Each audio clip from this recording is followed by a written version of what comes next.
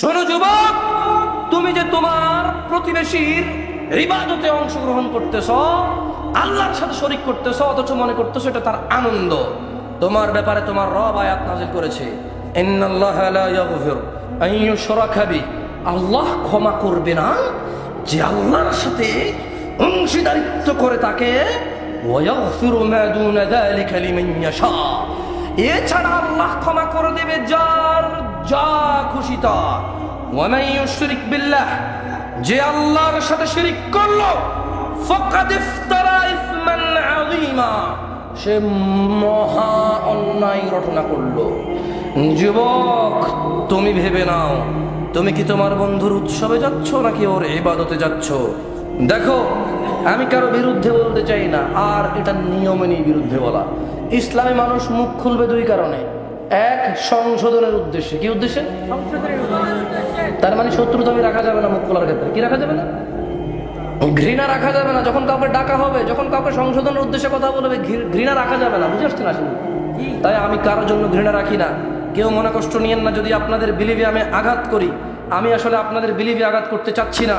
আমি চাচ্ছি আমার দেশের জনগণ যারা সুন্দর একটা স্লোগান দেয়, আপনারা এই স্লোগানকে ভুল বোঝেন। আমি জামশেদ মজুমদার মনে করি ধর্ম যার যার উৎসব সবার হইতে পারে, কিছু উৎসব আমার হইতে পারে, আমার বন্ধুর আনন্দ আমার আনন্দ, এতে দোষের কিছু নাই। কিন্তু ওর ইবাদত আমার আনন্দ নয়, ওর ইবাদত আমার ইবাদত নয়। লাকুম দীনুকুম ওয়ালিয়া। শোনো ইসরায়েলের মানুষ, তোমাদের রব বলছে, ইন্নাল্লাহা লা ইয়াগফিরু আন ইউশরাকা বিহি, নিশ্চয়ই আল্লাহ ক্ষমা করবে না যে আল্লাহর সাথে শরীক করে। ওয়া ইয়াগফিরু মা দুনা যালিকা লিমান ইয়াশা, এছাড়া আল্লাহ ক্ষমা করে দেবে যা খুশি তা। ওয়া মান ইউশরিক বিল্লাহ, যে আল্লাহর সাথে শিরক করলো, ফাকাদ দাল্লা দালালান বাঈদা, নিশ্চয়ই সে সবচাইতে বড় পথভ্রষ্ট।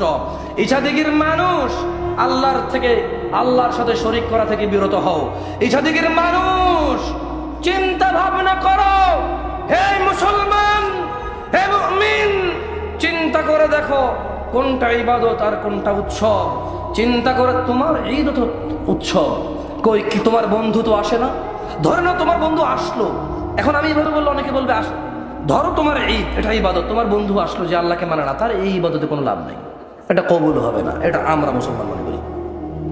আমরা মনে করি যে যারা আশহাদু আল্লা ইলাহা ইল্লাল্লাহ ওয়া আশহাদু আন্না মুহাম্মাদান আবদুহু ওয়া রাসূলুহু কুল হুয়াল্লাহু আহাদ আল্লাহুস সামাদ লাম ইয়ালিদ ওয়া লাম ইউলাদ ওয়া লাম ইয়াকুল লাহু কুফুয়ান আহাদ, যার এগুলোতে সমস্যা আছে, আমরা মনে করি সে যদি মসজিদে ইমামতি করে তার লাভ নেই।